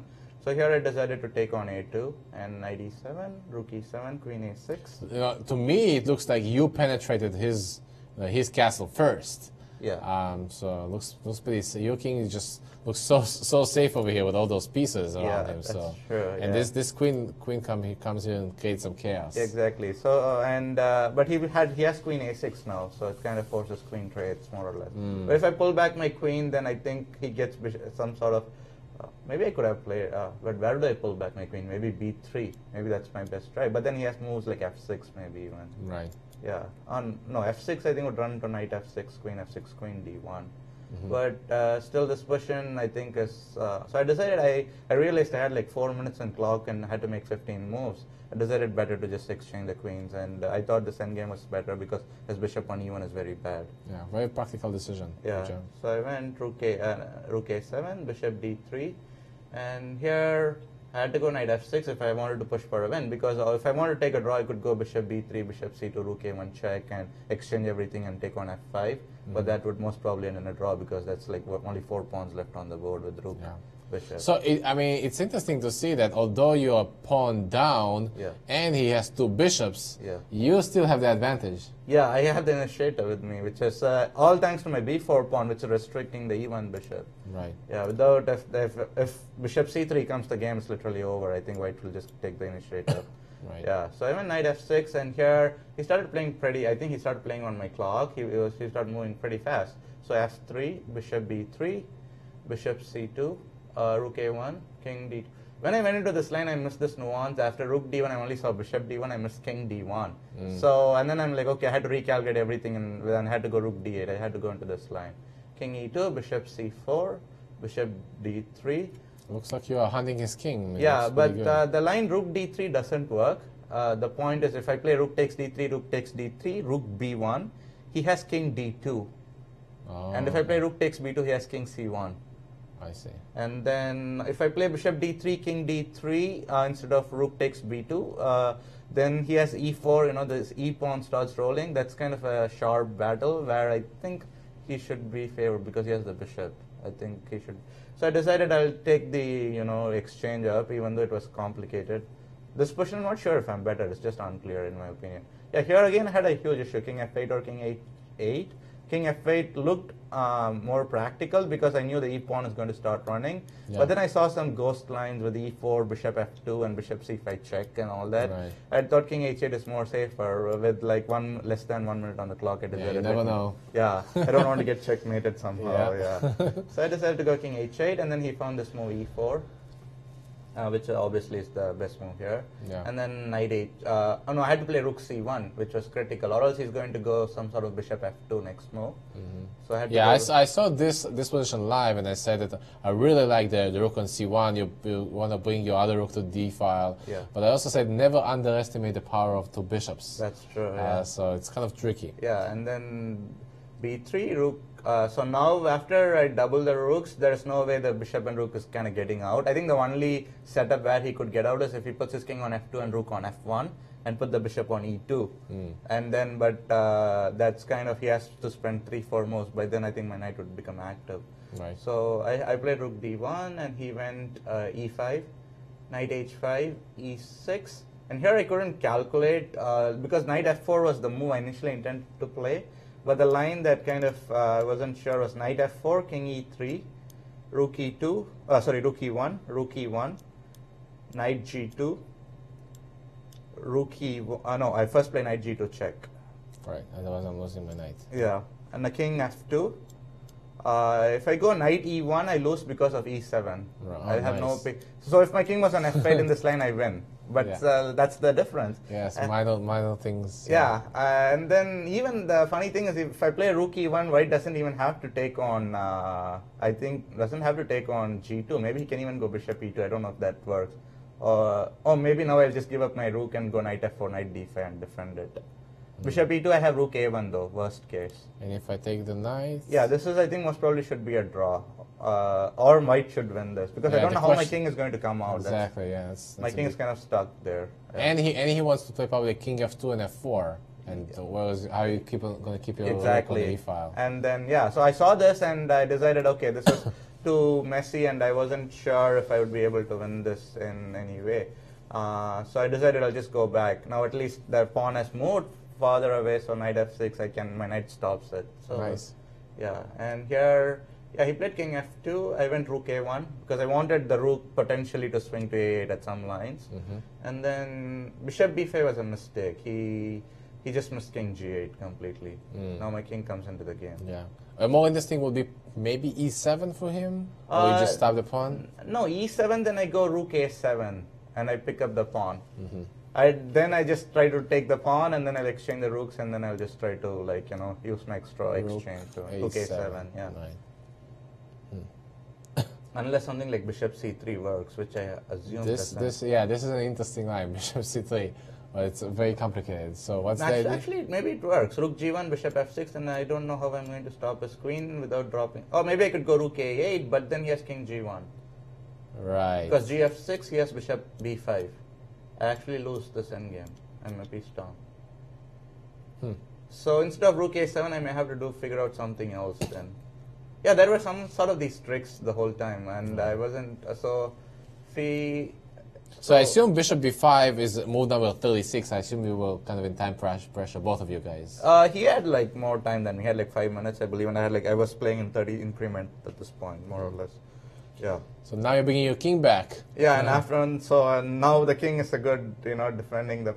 Yeah, and here it was funny. Rook c1, it was I think move 38, and I set like a trap basically. If he goes bishop c4, he loses instantly instead of king d2. Oh. Rook takes c4, bc4, b3.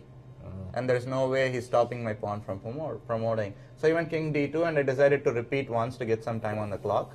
Okay. And then here he went back king d2, and I wasn't sure if I was going to do it 3 times or not. It was move 39. I decided, okay, why not? Don't take the chance. Just move your king. Nice. So good for you. Yeah. Yeah, You just gotta go king f8, and even if it's, I don't want to accidentally even make a 3-4 repetition at any point. And this point. So king f8, and then Yeah, bishop c4, it was exactly move 40. And I had to find this, I think, the knight g8 was pretty... It looks like he doesn't have much of a plan, like bishop b5, bishop c4, like he's just waiting. One of his ideas to go e7 next move. King e7, rook g7, king f8, rook f7 check. And that he may have some drawing chances that endgame. But luckily I found this move knight g8. Knight g8, what a beautiful The move. point is, if he goes e7, then I take with a knight. If I take with the king, then there's bishop h4 and I lose. So, and if I go instead of knight g8, if I go knight e8, I still lose that too, because e7 check. And there's also some lines, there are some lines where I was actually, if I go something like knight h5, I lose because of bishop f2. Rook g1, bishop c5 check, king e8, bishop b5 check, king d8, e7. So it's nice sometimes to see all the losing lines, because then you can choose the only surviving line, I guess, right? Exactly. So good. So knight g8, and then f6. Wow, he's really pushing for it. So the idea is if I play gf6, then it's rook g8, king g8, e7, and he makes a queen. Right. That's his idea, but I take back with a knight, and e7 check, king e8, bishop b5, and now I take on e7. Yeah, king e8 was a nice move. Yeah, and bishop b5, king e7, rook g7, king f8, and rook g1. Here, knight d5, and here, rook e1 check first. That was critical because otherwise he was going to go bishop e2. And after knight d5, I think he should have gone king f2. He played bishop c4, but I think king f2 was giving him some hope. The point is that if I go knight f4, he has rook g4. Right.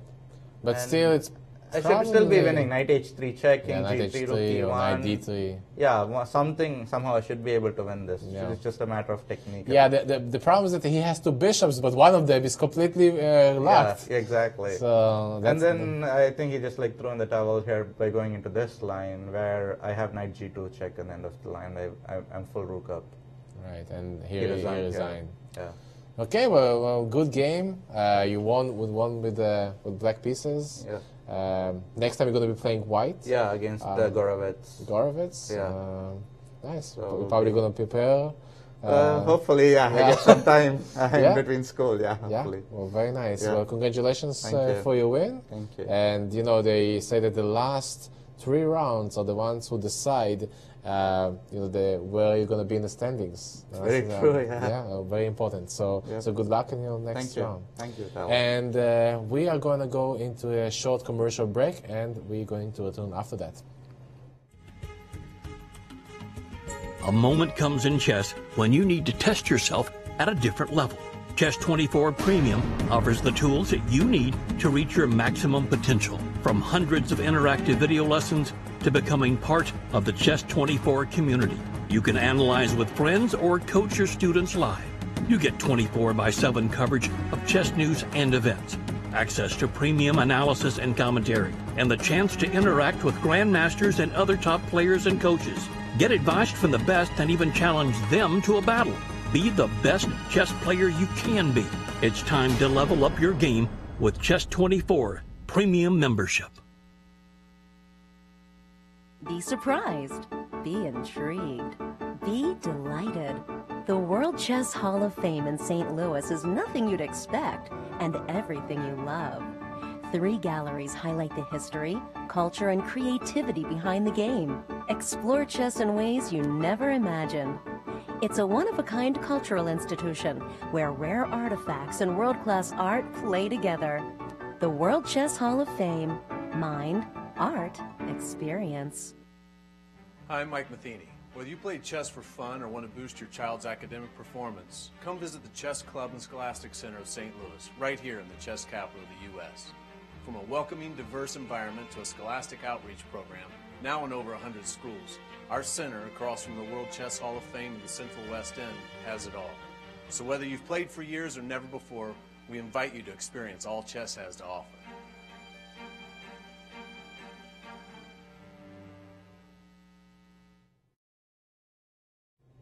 And welcome to our wrap-up of round number 6 for the 2018 Spring Chess Classic. I'm Ben Simon. And I'm Vitaly Neimer. And we have 3 games still going on, but we will take a look first at the standings before we go of the top group, the Masters, if you will, with just 2 games still being played live on USChessChamps.com.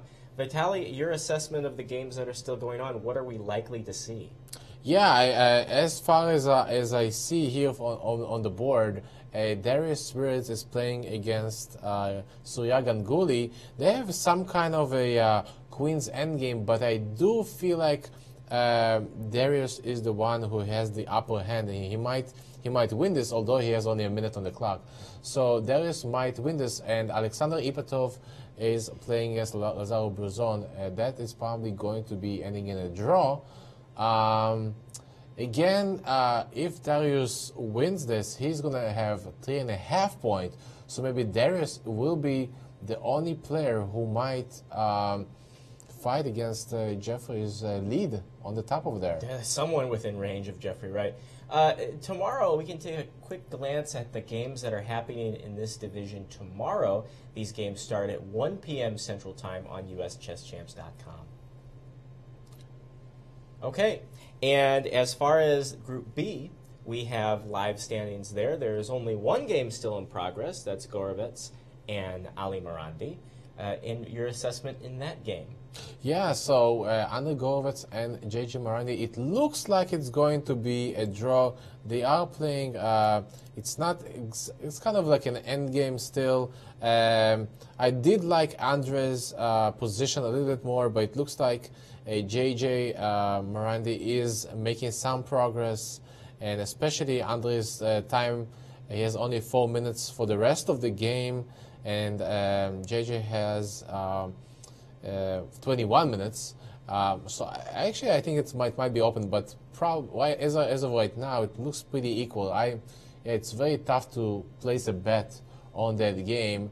Well, if it will end in a draw, we will see a change at the top with Andrei Gorovets being at the top with Melik Kachian. Indeed. And the pairings for round number 7 tomorrow, starting at 1 p.m. on USChessChamps.com. This is Group B. Yeah, can't wait for tomorrow. Should be a fun time. And remember, each day here at the Chess Campus, we will be bringing the coverage to you for about 90 minutes, sometimes 2 hours, starting at 3:30 p.m. Central Time, 2.5 hours after the start of the round. But you can catch the round as it happens at 1 p.m. at USChessChamps.com and Chess24. This broadcast was presented by the world's greatest production B-Team. Dennis LaRue was our interview man and making sure that the stream was healthy today. Isaac Schranz is on graphics and sound. Danny Machuca is the technical director. My name is Ben Simon. And I'm Vitaly Neimer. And until tomorrow at 3:30 p.m., we say so long from the Show Me State. This has been a presentation of the St. Louis Chess Club.